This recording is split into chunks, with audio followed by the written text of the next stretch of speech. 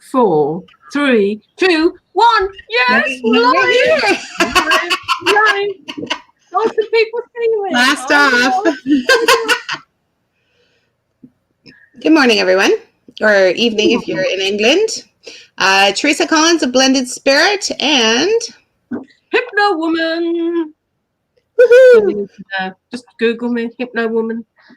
Just Google me. Did you ever think you'd say those words? Just Google me. Yeah. I know you're going to anyway, regardless of what I say. So I might as well just give in gracefully. Just Google the hell out of me and find all my videos. Just realize, just worship at my feet. You know, Teresa? Oh, yeah. I like it. Hell yeah. Talk about time to shine and owning it. Good job, Mama. That's awesome. You see, I didn't used to be like this, you know, before I knew Teresa. Everybody, just to let you know, I just hid away and wrote my books. Teresa comes along. We've got to share these with the world. Oh, yes, yes. Are you sure? Are you sure anybody wants to know? Are you sure? That's such a brilliant lead into today, of course, because you're just amazing, Jen. And we're talking about fear. I know, right? Yeah. Even the word, right? Even the word. I did a live video earlier, and as I said, fear, it like kind of caught my throat. It was like fear. What's fear? I'll tell you something, Teresa. Years ago, I saw some spiritual stuff that England wasn't ready for on the TV. It was some lady, beautiful lady, slim lady, which becomes appropriate for me in a moment, doing a retreat. And the BBC were broadcasting it. It was something about happiness and being happy with yourself. And this must have been, about 20 years ago. And I watched this, probably with my husband at the time. So I was watching this. And this lady was saying about how you have to be happy with yourself and your physicality is an expression of you. And then in front of these hundreds of people, she stood there and just took her clothes off. And she said, I allow myself to be seen. And I said, all right, if you've got that body, isn't it? You know. And then it said, well, that's wrong because it's all against judgments. You're not supposed to be judging yourself. You're just supposed to allow yourself to, well, you know, I'm not. I'm just going to say I'm not going to take my clothes off. No. You can see the car. You can see the car. Teresa, you go ahead if you want to. You know. No, I'm good. It's good. Now, I'm not saying I'm not going to in the future. Stay tuned. They might get many more viewers, or they may run away. But brilliant for her. Talk about being ahead of the curve. Well, it's I suppose my way of saying fear of vulnerability and visibility can be on your own terms, I suppose. What are you prepared to reveal to the world, and for what purpose? For what purpose? What is the impact that behavior is going to have? And I would imagine, I don't know, I can't remember to any great degree because I'm so shocked by the, if we're spiritual, we've got to take our clothes off in front of people. And for myself at the time. So it's about knowing what the fear of vulnerability and visibility is. And that's just one of them. I've got many. We could do a whole series on the fears. We might actually. That's actually a really good idea. I put it as the first one because it seems to be quite prevalent. Every lady I've seen for weight control, notice I don't say weight loss, because loss, we've been programmed to think in terms of weight loss. Your unconscious doesn't want you to lose anything. Wants you to gain everything, not lose. That's so connected to abundance and creating with the cosmos. If you lose your keys, lose your mind, lose a loved one, lose your way, there's nothing positive to the unconscious mind connected with loss. But to have weight under control, if one feels out of control, that's another matter. We have to do a series on that. So I like a series on fear and a series on weight control. Good morning, Tracy. Thanks for joining us. We just have one person joining us right now. Just one early birdie. So That is lovely. Thank you for joining. If you are joining, guys, you're tapping in and you're catching us live. We are dealing with fear, and you're going to be able to do some custom releases here, Jen. What are we doing today? What the heck are we doing with fear? If we had a very willing, wonderful, engaged person, Tracy, that we could do something specific with, rather than me saying, there's all these fears, look at all these fears, look what we can do, then it's going to make it more impactful and useful. And so if I just whiz through them, whoever's watching either now or in the future might say, oh, that's me, oh, that's me. So there's fear of vulnerability and visibility. I'm not going to explain them. I'm just going to say what the fear is. Okay. Because by not acknowledging the fear, can't work through it and let it go. It's not about denying. We can spend our entire lives denying the fear, and then some good-hearted person or not comes along and says, oh, I know what your problem is. I didn't mean to say that in a Canadian accent. I didn't, honestly. Oh, we have more joining. Good morning, Nancy. Good morning, Chelsea. Thanks for coming. Oh, good. Good. Brilliant. Okay. Thank you. Well, we've got the fear of vulnerability and visibility. Yes. And sometimes our bodies make us bigger to get noticed, you know. We've got fear of sacrifice, fear of failure. A lot of people are kind of familiar with fear of failure, but there's fear of success, which I think is more common. Fear of success. I had a huge fear of success. More common. Fear of separation and rejection. Mm-hmm. We do anything to stay in that relationship, anything. And we've got, see, it's still going. Fear of responsibility. Mm-hmm. Fear of commitment. And we all know those people, don't we? I think those are our procrastinators. Yeah. Mm-hmm. Well, we've got, this is a wonderful book. I tell you, until you came along, Teresa, I don't think I've read my own books for a while. There's some questions here, you see. For example, fear of sacrifice. What would you have to give up? What would you have to become? If I were slim, if I were rich, if I were pregnant, if I were successful, what would be different? What would I have to give up? You see, people don't recognize that once your state changes, I'm talking about your life state rather than your emotional state. Once you've made that big shift, once you have won the lottery, etc., your unconscious mind, that the domain of all of your imagination and memory that thrusts you into the future, it knows what you would be giving up in terms of losing, what would be different in your character. And if you're not aligned with that, then it could stop you from getting there as a kind of protection mechanism. Yeah, it's also a perceived loss. Like, it's not necessary. When I was dealing with my fear of success, I was afraid I would have to give up time with my family if I was really successful. And that's not truth at all. In fact, I'm pretty successful, and I'm taking 3 weeks off in August. So, but I didn't know that when I was sitting in the fear. Well, that's the amazing thing, because we usually surround ourselves with like-minded people because we get on. We've got these antennae that go, who's the same as me? Who's the same as me? And as soon as we've been talking to a person for a while and, oh, they're middle-aged, they've got children, oh, they love hamsters, not really, where's the dog person? Where's the dog person? You know, I'm not a cat person, I'm a dog person. You know, there's a kind of little alarm that goes off where we're still trying to get on with the person, but they're rich, they're a millionaire.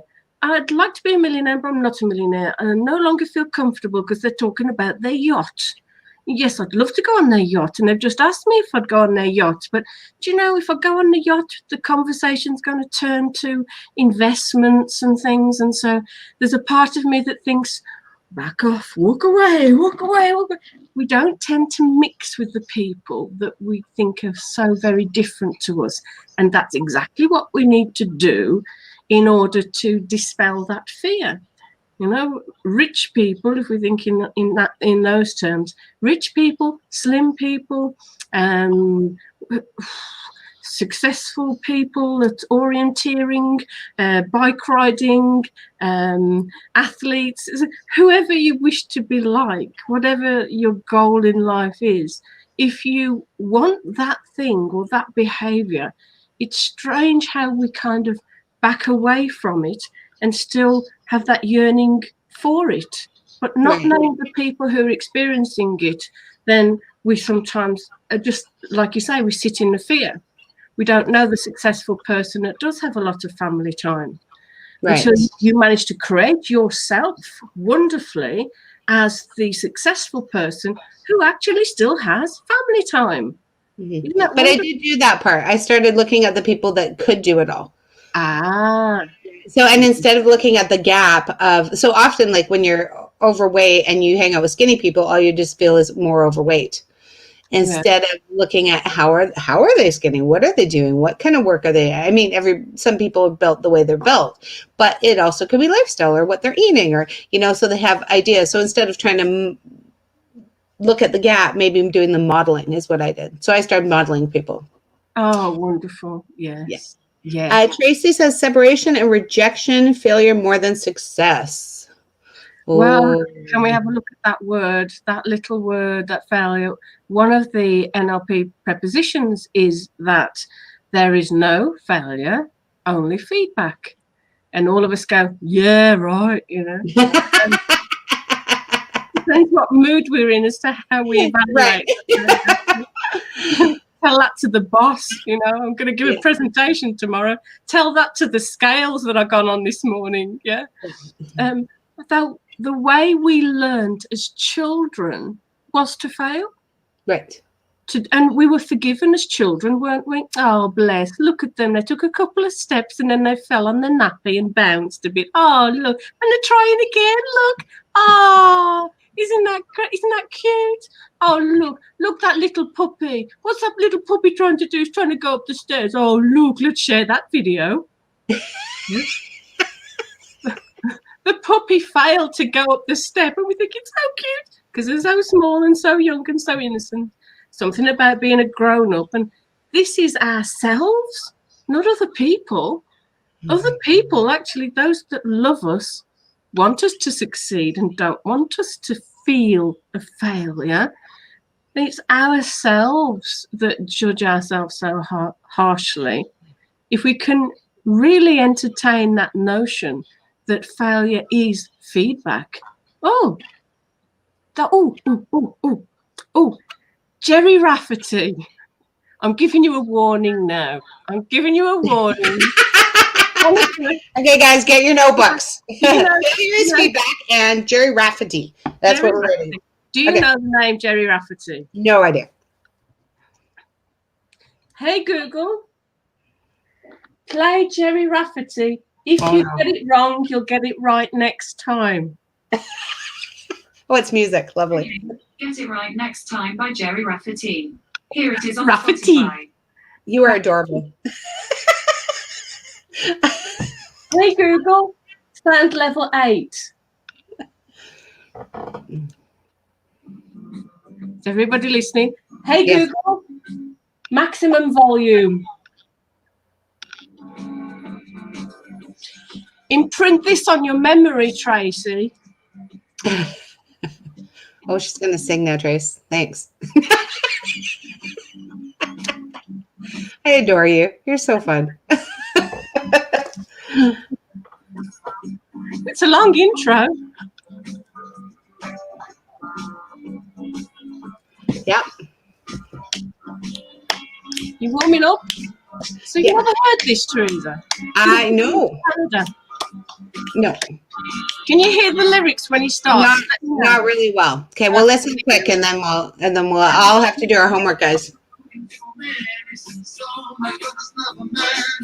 I'll just sing the chorus and save you. Okay. That's saving me? Because if you get it wrong, you'll get it right next time. Boom, boom, boom. Boom, boom. I want you all clapping out there in Facebook Live. Boom, boom.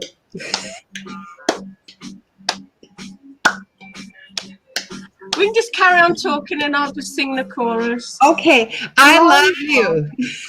Lines are, you need direction, you need a name. You're standing at the crossroads. After a while, you get to recognize the signs, and if you get it wrong, you'll get it right next time. Okay, Jerry, that's enough. Hey, Google, stop. Oh, I just love being in control, don't you? It's just, you can just control things nowadays with your voice and with your finger. You can touch things, you can say things. I mean, 20 or 30 years ago, wow, did we ever think we'd get to this stage, you know? And if we get it wrong, we've got so many things that we can do wrong now just by the touch of a finger, just by the sound of our voice.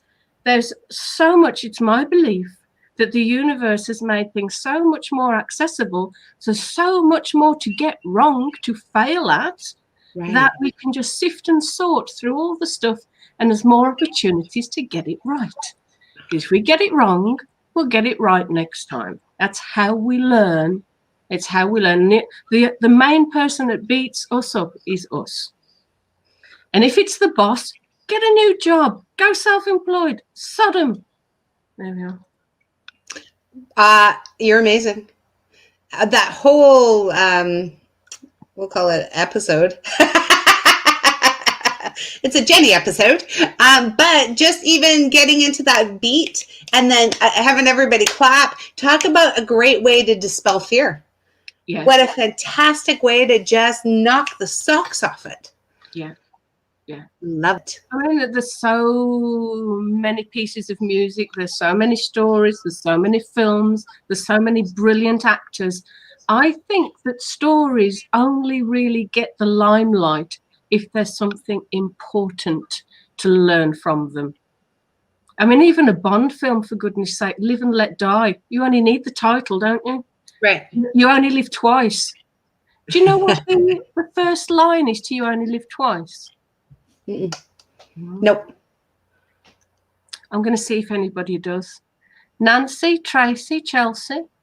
Oh, Chelsea shared an amazing thing. She was 457 pounds and then surrounded with people that were smaller, and she would withdraw. Yeah, of course, honey. But she's got her under control. Yeah. Oh, yeah. Under control. Control. That's all we're all searching for too, right? It's the control. Well, you know my phrase, to exert control over something, to try and control all of the elements in your environment, it's just too much effort. And so instead of exerting control over, you exercise control from within. You recognize your body shape, you recognize your own metabolism, you recognize how to move your body in a way that feels good, rather than in the old days, go and put some spandex on and go with it and sweat profusely. You know, you do what brings you joy. Your body's designed to move. We're designed to enjoy all of our senses and all the sensory information that comes to us from what we see, what we hear, what we touch, what we smell, what we taste. This is why we're in a body, so that we can sense the environment. And if we don't like something, if we don't like being in the gym, then we can choose to do something else that feels more aligned.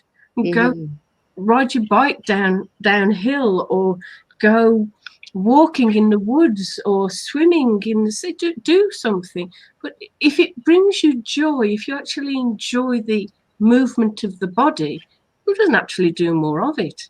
And you'll never then call it exercise. You'll just be doing stuff because you enjoy it. Yeah, I love dancing. Dancing's my thing. Yeah, I've always loved dancing. That's the best way for me to get myself moving and grooving. And I miss the bars. I miss the loud music. I miss the people. I miss the chaos, to be honest. I miss the chaos. Bringing a bit of chaos into Canada, so there you go. Yeah, I love it. I forgot what question we were waiting for, though. You'll have to go back and watch the replay. Hey, Google. No, it's fine. We'll move on. If we forgot what it is, then we need to move on. That's the next question. Well, So I do want people to engage. So, I can talk for hours, and I would rather just put something out there. And I just want somebody, you can Google it if you want to, just to tell me on a message, what's the first line of You Only Live Twice? Oh, see? Because it's hypnotic, by the way. Ah, that's how it all ties in. Have you ever heard the saying, fear is false evidence appearing real? That's why we've got that real or imagined. How did I phrase it? It was really good. Yeah. Is it real fears and phantom fears? Phantom fears. Are they one of the steps in one of the processes I used to do with manifestation and abundance was the very first step is, what are you making too real and what's not real enough? So it's about engaging with what you perceive as reality. You've got all those filters going on as well. Right. And just in the book, just to say, it's in separate stages. It's what to do, why to do it, how to do it, and how you know when you've passed the trial. And then there's all sorts of tips and tricks to help you. And seriously, this is, I think, the most important chapter, because most people have a particular fear and they're even frightened to acknowledge it to themselves. Mm-hmm. When you unravel it, Teresa, when you unravel it, or with the help of a good friend, start to accept it, then you can move through it. Otherwise, you just keep going towards it and backing off, keep going towards it, backing off, because it's scary. Who wants to sit in fear? Right. But and it's their natural survival. When we get to something that's scary, we back off, fight, flight, or freeze, right? The first Bond movie line is, you only live twice? What, the whole line, the whole... Just tell us, Jenny. Yeah, just reveal the secret, sweetie pie. I'm not gonna, no. Nobody is going to get this. We are not. Somebody Google this so we can move on. Gotta get engagement. It's like you said. You told me you're going to get bored if people don't engage. She did, honestly, she did. And I don't want you to get bored. So I'll just put things out there and see what comes back. And I'm really pleased, actually, in all seriousness. I'm so pleased that you're joining us so early in the morning over there. Ooh. I am.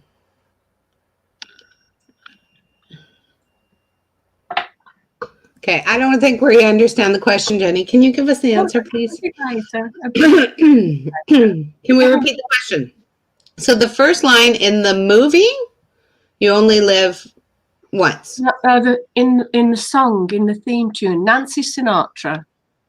Okay, there we go. We're getting some more information. And I like this whole idea too, because we guess things without all the information. So... And if I give you, this is just an example that I've suddenly been inspired to play out, because usually I read from the book and I give you this information and I hope you might buy the book. It's a huge amount of money, isn't it? A couple of pounds or whatever they are in your part of the woods, literally. All these dollars everywhere. The price of the book isn't important. The purchase of the book isn't important. What's important is engagement and co-creating with the cosmos. You cannot, I'm sorry, those people that play that game cannot just sit there and think everything is going to come to you. There is some engagement that you need. Okay, Danny's come to save me. You only live twice, or so it seems. One life for yourself and one life for your dreams. Yay! Oh, Danny, I love you. If I haven't told you enough today, I love you. I love you. You're brilliant, Jenny. You're right. That needed to be looked up. Yeah. So you only live twice, or so it seems. One life for yourself and one life for your dreams. Tell us about it.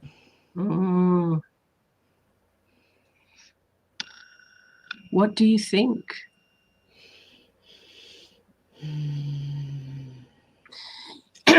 You You only live twice,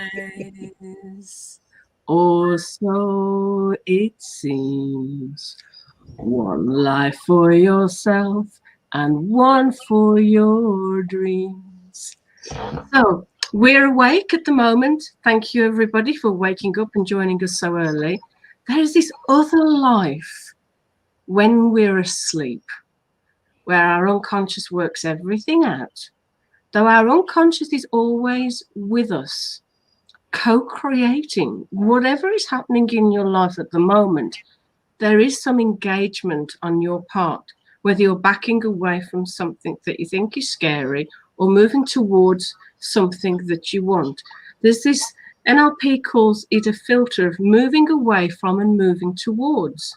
When you've got those two things sorted, it's like a catapult. You'll just get there. You know, some people have wanted things for years and it hasn't worked, and then suddenly, oh, they're getting married, or oh, I didn't know they had the money, or oh, goodness, that disease is in remission. So when you're moving away from, I want people to think about what they're moving away from, Okay, and what they're moving towards. To take that weight control as an example, the diet industry. can we give everybody a quick sec to write that down? Because even if they don't do it online, I think that's a super important thing. So write what you're moving away from, and then write what you're moving towards. Okay. So many people come for hypnotherapy, and to you as well, that start with the things that they don't want. And in weight control, it's, I don't want to be fat. Right. Well, what do you want? Well, they start with, oh, I want to lose a bit of weight. You know what it's like when the summer's coming up. You know what it's like? No. I want you to be specific. Come on. Well, I just want to lose a bit of weight. Come here, I'll chop your arm off. You lost some weight. I'll just joke with people for a while to get them specific. What is it that you want? All right, I don't want to be fat. Okay, I've said it. Well, you're not just fat, as we've said before. You are eyelashes and hair and skin and blood and bone. Why is it that you identify with this thing that you say that you hate? I hate being fat. You're not fat. You've been programmed to put fat to the identity level as a fear. And if you're frightened of being fat, you're going to buy all these products that is going to prevent you from being fat. But they don't, do they? They don't. Products don't. Eating light does. Sunshine in them. Yeah, so if you're moving away from fat, for example, or poor, I don't want to be poor, I don't want to be poor, I don't want to be poor, I don't want to be poor, then you need to balance that for your own co-creation process. Balance it and tell your unconscious and your soul, this is what I'm moving towards. Because when people don't have goals, yeah, it's lovely, but you know, they're not that much fun to be with. And when you see them next time, oh, did you get the so-and-so? And then you stop asking, don't you? Because you know it's going to hurt their feelings if they haven't got that thing that they wanted so passionately. You know? And never ask somebody, have you lost any weight this week? No, or even, Teresa, somebody that says, oh, you look well, have you lost any weight? I'm just wearing, no, I haven't lost weight. I've gained spandex, okay? Shut them up. I like it. I'm on a mission to be eye candy for our best friends. You know, we want to be healthy, lean, strong and healthy. So moving away, I've just given you the answer, by the way. Moving away from fat, what are you moving towards? You see, this thing, either being rich or healthy or whatever, seems so elusive. We don't even say it. Right. And don't say thin. Old people are thin. Sick people are thin. I'll tell you, it's my thing. Lean, strong, and healthy. Vibrantly alive. Who wants to be thin? Right. Who wants to be not fat? Yeah. I like that. Vibrant and healthy. Lean, strong, vibrant, and healthy. Yes, yes. And Let's move towards that. Yeah. Always know what you're moving away from, but don't create it as a fear. Right. Because the unconscious will keep repeating it. When somebody doesn't want to eat chocolate, I've got to stop eating chocolate, don't want to eat chocolate, or shouldn't be smoking, shouldn't. Oh, I had a cigarette, I'm a failure. I shouldn't be smoking, I shouldn't have the next one, cigarette. I should stop smoking. I don't even smoke and now I want one. Excuse me. But and also I think what you're saying too is right now that what we're going towards is actually part of the fear because we don't think we can get there. Yeah. So being positive, and all our friends join us. Yeah. If they want to help us, but we don't technically know how our thoughts work. 95% of the thoughts you've got now, you'll have tomorrow as well. Right. It's only by catching them and addressing them and really do this for each other. And that's why we formed these groups. It's hard to do it for yourself because you just spin round and round. And you don't catch it for yourself. You need that kind of outside look to see it. Nancy says, how about, I don't want to be single anymore. I would like a loving partner. Ooh, I like that. Ooh. That's a nice one, Nancy. You're not going to like this. Oh, I'm not going to like this. Okay. Hang on to your socks, everyone. Saying you want something puts it one step away. I want this thing, and you've got to start there. You've got to start somewhere. I want to be slim, I want to be rich, but want technically, and your unconscious takes you literally, this computer that's in there that's got a spiritual aspect, yes, but we're talking about the mental realm. This computer that sends out a signal to the law of attraction, it's saying you are left wanting. When you are wanting, well, that presentation left me wanting, left something out. You're wanting. Want is different to desire. So wanting means you haven't got it, and it's got a little bit of a whingy energy attached to it. I want this, I want this, I want it. You've got to begin there. But when you go to desire, if we take Nancy's, if you get into that energy, which I love because she said, I want a loving partner. I want a partner that loves me. So what the love is, what service are they going to provide for you? Keep it clean. What service? Or not, whatever. We're a private group. What are they going to do for you? It's going to enhance your life. What are you going to receive from them? An unexpected gift, perhaps, a bouquet of flowers. What are they going to say to you that's going to lift you and make you feel wanted and full of acceptance, knowing that they accept you regardless of how some aspects of yourself you don't accept personally? When somebody loves you, they love all your flaws and everything as well.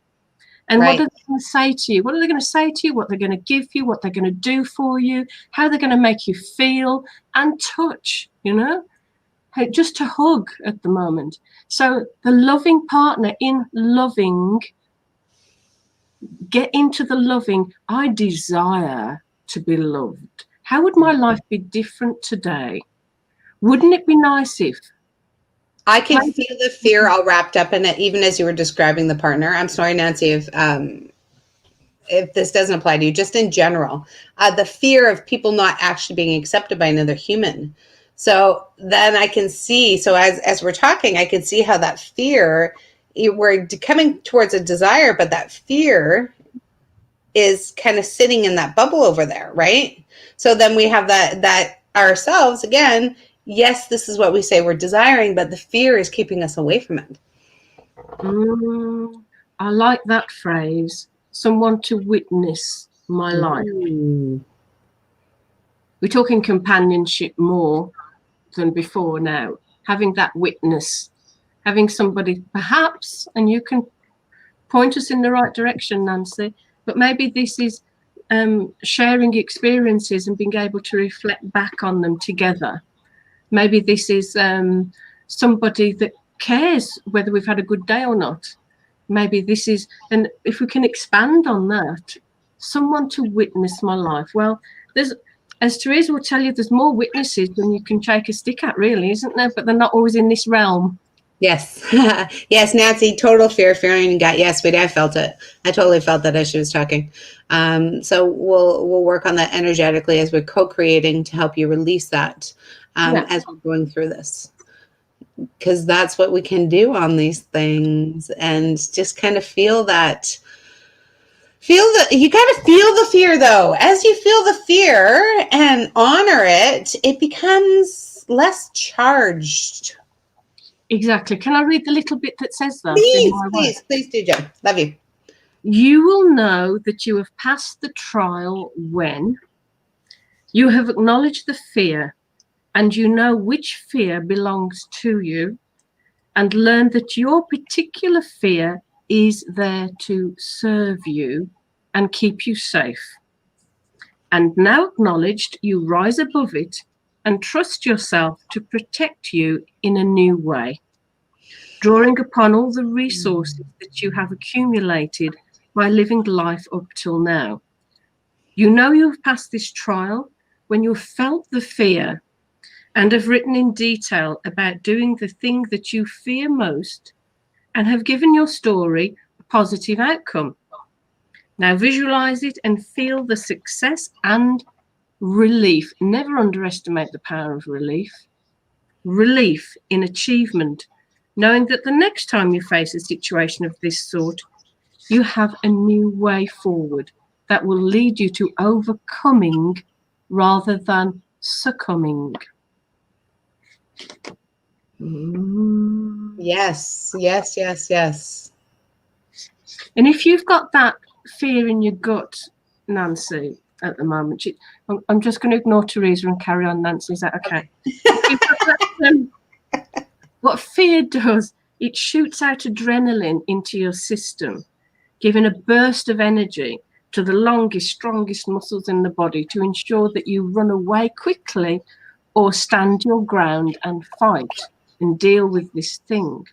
This is good when we deem it necessary to have such heightened alertness, though it's debilitating when we consciously think that we should not be experiencing it, though our unconscious thinks it's appropriate as it wants us to do something else. It wants to play things out differently rather than it just keep going round and round and round. So as we stuff it down and pretend we're okay, giving presentations at work, for example, or okay, being on our own, we're okay, really. You know, who wants to wash somebody else's dirty socks anyway? You know, I'm okay. As we go through our personal hell, some fears are completely illogical, such as being terrified of the smallest and least harmful creatures on the planet. And this throws our conscious and unconscious inner self into conflict as we choose not to be afraid, and yes, we continue to experience fear. I think that's an important one, Teresa, don't you? That we might consciously say we're okay, or we don't need this, or we talk ourselves out of things, but that desire which has been given to us is still there. Yeah. And so therefore that's when we're in that conflict. Yeah. Yeah, and that out of alignment. Nancy, so as Jenny was talking, I was working on transforming your fear into little butterflies of excitement. That butterfly feeling in your tummy that you're so excited to desire this partner, to desire someone to witness your life. So just give me a heads up and hopefully a likes if you can start to experience that fear into that beautiful butterfly feeling. And I love that you brought up the chemical reaction that happens with fear, because that's why people are experiencing so much anxiety now. They're chemically, their body is reacting chemically. So it's not just the mind thing, it's actually surging through their veins. So it's managing this and seeing it, recognizing it, and then allowing themselves to come into this excitement energy instead. Yes, it's the same physiological response. Yeah. So we think that we don't want it. We think that we don't want excitement. We think we want predictability as an adult. We don't. As children, I heck no. If anybody's listening, I do not. I love the expect the unexpected. I love the expect the unexpected. You're terrifying people right now, Teresa. I know. But you know why I love it now is because I understand that I can manage anything. I can manage anything. I have seen it over and over again in the past. I can manage anything. So bring me the unexpected because it gives all the good stuff too. And if it's something that's not so good, we'll manage it. It's an important point, isn't it? Because it's by moving through your fears and by me moving through mine that we've come to this strange union that we want other people to do it too, because we know the value of moving through it. But you do have to move through it. You do have to move through it. It might not seem pleasant, but it'll be over quickly if you carry on. If you just keep going towards it in a way, it's going to last for years. Yeah, that's the thing. We don't have to. And there's so many people that aren't moving through it. And that's why you and I have been inspired to play these lovely games with everyone. The unexpected makes life beautiful and fun. Yes, thank you. And Nancy says, excitement is good. Nancy, how does your tummy feel, honey? Is this the butterflies? Is this the that new excitement feeling? Okay, we'll work on that. It takes a little bit for everybody to respond here. And you know what? I got to say that even though I've managed my fear, it still comes up. It comes up all the time. All new things I do get that fear, but I look at it now as a, not a point to stop me, but a point for pause and reflection. And it's funny, like I'm working on something. I'm almost afraid. Oh, you don't have butterflies yet? Okay, Nancy, I'll work on that tonight for you. I'm working on something right now, and I have a little bit of fear even announcing it, but I'm in the process of possibly doing my own tarot deck. A pterodactyl? What are you doing? Like a pterodactyl? Tarot deck. Oracle tarot deck. My own oracle cards. I'm playing with you. Yes. I know, so thanks for picking on my fear.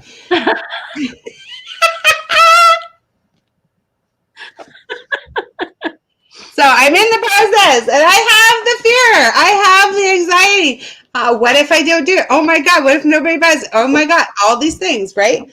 So this is helping me define it.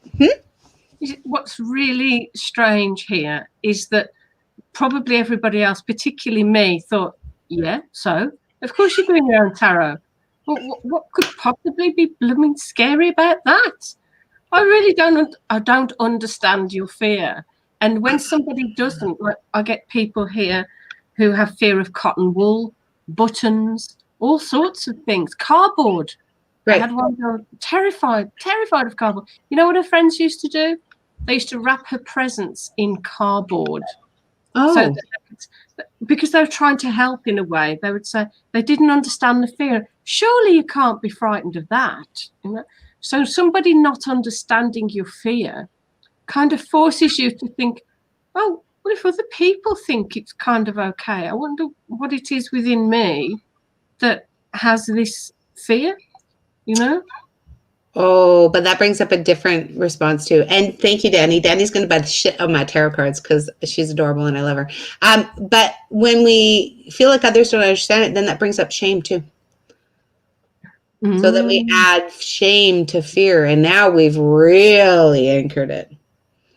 So shall I tell you what the deal is? The last part of them. There's all these different fears. There's all these different fears. We've only picked on the first one, but the deal. There have been events and circumstances where you felt the presence of your very soul, higher self calling you to be all you can be, someone better, the urge to become the best possible version of you. There are times when your fear is felt the most, and the opportunity to feel the fear and move on with the movement arises to challenge, to encourage, to involve your life experience. Choose to experience the fear and move beyond it, just to surprise yourself at how resourceful you can be. Or don't. Maybe you're not ready. Opportunities do not but knock once. They keep on coming. Though do not dwell and remain in fear. Instead, choose. Everybody realize you can choose. You can choose to not embrace the fear. You can choose to not have that partner, not start dating or whatever. You can choose to not do those tarot cards. You want to feel comfortable not doing it, don't do it. Oh, you know what though? Part of me likes the fear. I gotta say, because for me, if it scares me, then it's going to be really dynamic. Like if there's something that actually scares me, it's going to be like, oh, wow. So I guess part of me is like searching for the fear. What can I do next that's actually scary? Because you've reframed it into excitement. Yes, that's true. Which is good. Life's all about, isn't it? It took me a long time to get to that, right? To be honest, there's been a lot of work where I did the fears. And it's the greatest rewards when you do something that's scary and you do it anyways. Now, that doesn't go put yourself in harm's way by any means ever. But if you're doing something that's not an actual danger to your life, that's when it feels so successful when you get through it. Even if you fail, like say the first ones are crap, it's possible. It's kind of a new thing for me. Because if you get it wrong, you'll get it right next time. But then I'll have the first draft, and eventually people will go, I have her first deck. It was really crappy, but I have her first deck. And that thing, you only live twice, because you've got two streams of reality, if you like, running concurrently, and you more than anybody else, Teresa, you've got your physical self, you've got your life the way that it is, but you've got this others, and everybody's been born into this duality. There is a part of you, and they say that you get your desires from this other part, whatever you describe it to be. They keep winking at you. Come on, you know you want that new car. Come on, you know you want this. You know you want that tarot deck. See that person's tarot deck? You could do better, couldn't you? Ooh, well, you could do it differently. Ooh, so it'll keep winking at you, keep drawing your attention, and you can deny them. You can deny those thoughts, and stay in your own little space, or you can embrace it. And I think that's what it is. We've got these two realities running concurrently. You'll dream about it, you'll daydream about it, it'll keep coming up. And you're right, it keeps coming up. This isn't the first time I started. I started a deck 7 years ago, actually, and it wasn't the timing. So that's interesting too, because I did start a deck already. This isn't the first time it's come up, and it was not to be at that time. So there's that fear, but I already started it. I already did this. You already tried this once. Okay, well, I'll try it again. Somebody said this to me a while ago, and I think it's a perfect metaphor. Can I tell you? Please do. The metaphor relates to linear time, and we're not living in linear time. But let's say sitting on your little cloud and you're thinking, I want to be born into this time frame. Yes, where there's COVID, I want to be born into this time frame. I want to make this sort of a difference. I want to have these people around me. I want to be born into that family, and I want to learn about.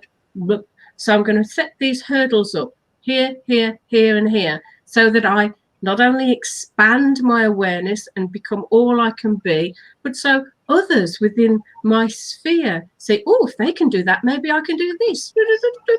We chose to engage with reality in this particular way, and we set these hurdles up before we came here. Then when we get born into this little wrinkly body that won't do what we want it to do, we spend a lifetime growing up and learning all these lessons.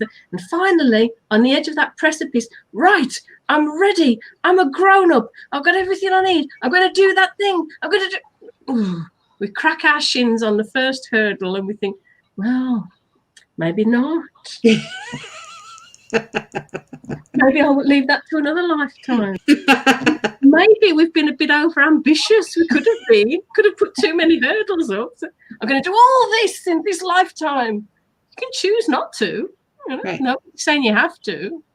Yeah. But when you accomplish something that's extraordinary, that you really didn't think you were going to be able to do, the sense of satisfaction, the acknowledgement from friends and family. Whoa, you did what? Really? Isn't that brilliant? Isn't that great? Look at what you've accomplished. Yes. Look at what you've done. Yeah. And then you feel good. Yeah. And Tracy, that is why you haven't been able to finish your book. And honestly, honey, if it was that easy, everyone would do it. When I was doing my book, I had almost all the pieces together, and I was trying to get it on Amazon, and it wouldn't work. It's about 3 days, and I was cursing, I was yelling, I was slamming, I was calling. I was like, it was that final universe saying, are you sure you really want it? It's pretty hard. Are you sure you really want it? And then, of course, I talked to my friend here who's published 39 books. So I'm like, I can't even do one. I can't even do one. And it takes a really loving friend, and you know somebody else is suffering, and when they say, I've got this really difficult thing I'm dealing with, and that friend goes, what? You just want to put a book on Amazon? Go on, I'll just talk you through. What? You don't think it's difficult? Yeah, it's easy. Come on, I can do that for you. And there is something you do need. We call it rapport, don't we, in NLP terms? But you do need that loving relationship for somebody to say, "You worried about this? Poof, I can do it." But then Teresa will do something easily, and I'll go, "Oh, you did what? Yeah, I do it all the time. Yeah. And isn't it great? We all have our own different fears and talents and abilities and outlooks, because we're supposed to be mixing it all up. Yes. We're supposed to be engaged with others and to accept that somebody else thinks it's easy, and not to resent them for it, to adore them for it, and let them do it for you if that's the case, you know. Well, and I think knowing you inspired me, because I was sitting on my book for a long time, and I thought, damn, if she could do that many, why the hell can't I do one? Yeah. So that was that first inspiration, right? So I did one. Jenny did a whole bunch, and she's on another one right now. What's the new one? Jen, tell us about the new book. Well, it's NLP, but it's never been done like this before, because it's the fun Hypnowoman way. So it's how it applies to relationships, how it applies particularly to being a woman, how it applies to our idea of success, this moving away from and towards. So I've cherry-picked all the best things that I know about NLP, and I've put it in a really female perspective to kind of improve every aspect of our lives. A lot of NLP is done by men, and we love men. You're great, you know, go off and do your own thing. This is about women, and how women particularly have these challenges, and how they can use NLP as a tool to move through them. Yeah. Okay, so for those of us that don't know what NLP is basically the magic of words, the power of actual words, the vibration of words. So every word is a vibration.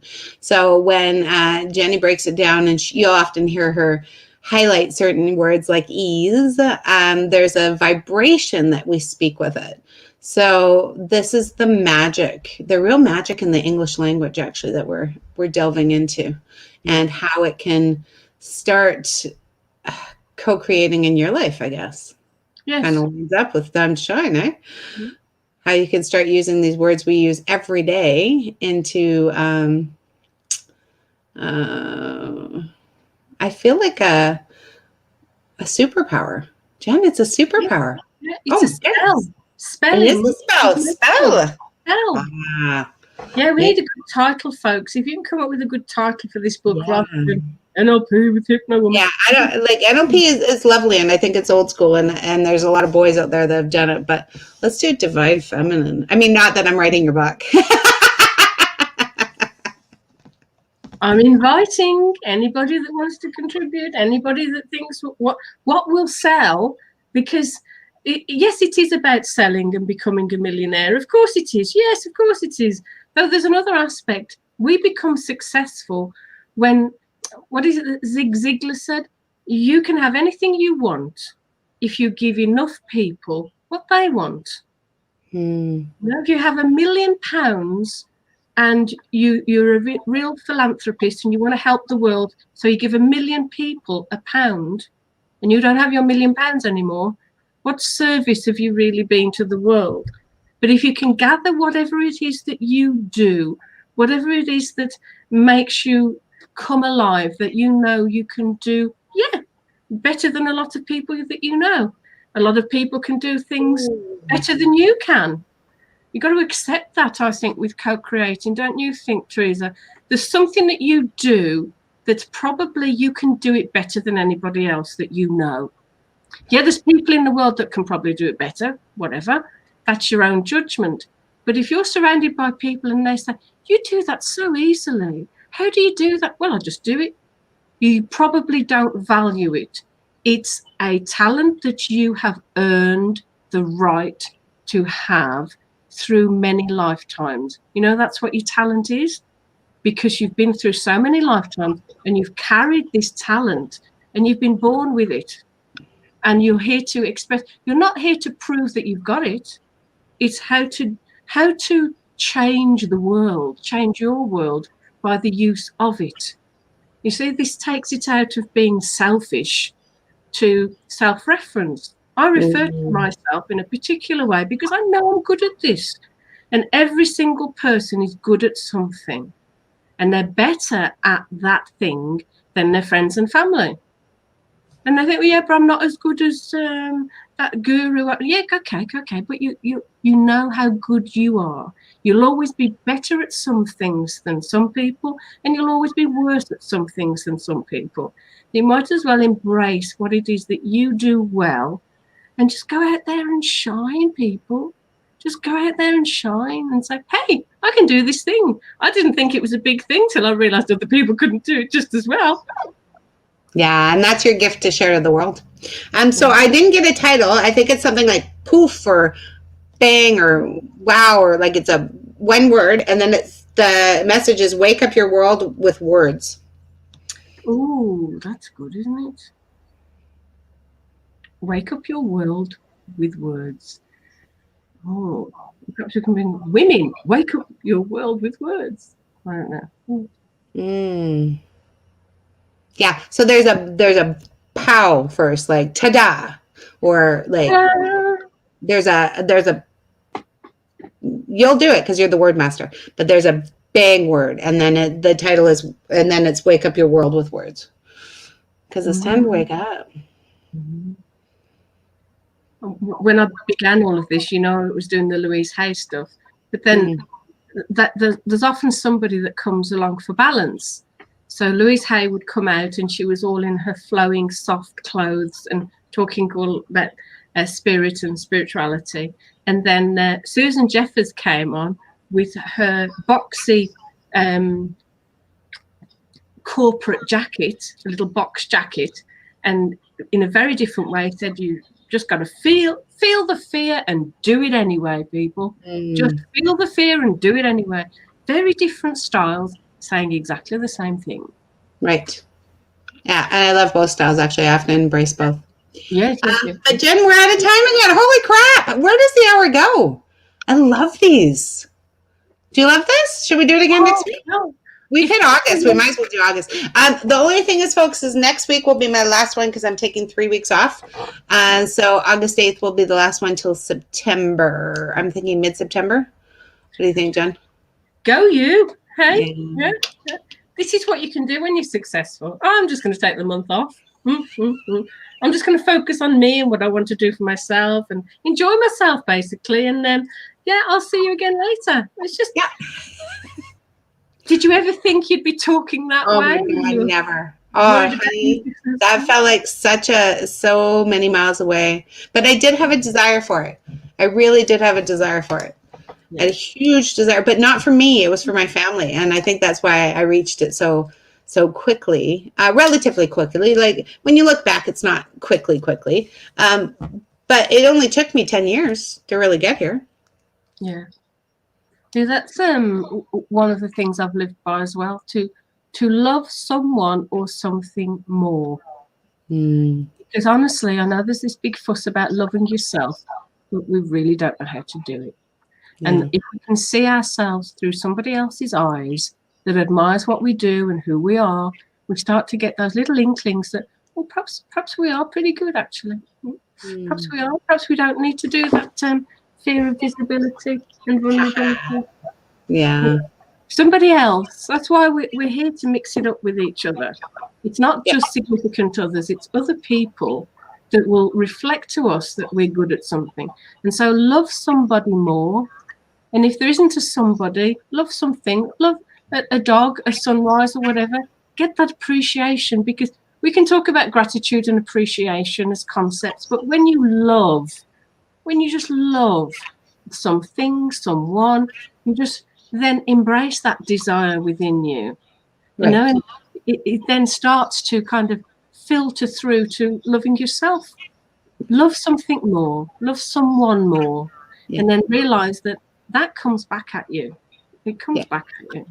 Thank you, Jen. There's so many different ways to get there, guys. We're just going to keep telling you what we've done, what's worked, what hasn't worked, and sharing our experiences, because that's the best I can do. Quickly, August 9th, Jenny, we have a Activate Your Lion or Lionsgate activation happening, and Jenny and I are going to do a hypno, and then we have a surprise guest joining us that day, and it's going to knock your socks off. What surprise guest? It's going to knock your socks off. So those of you who are interested, it is going to be 200 Canadian.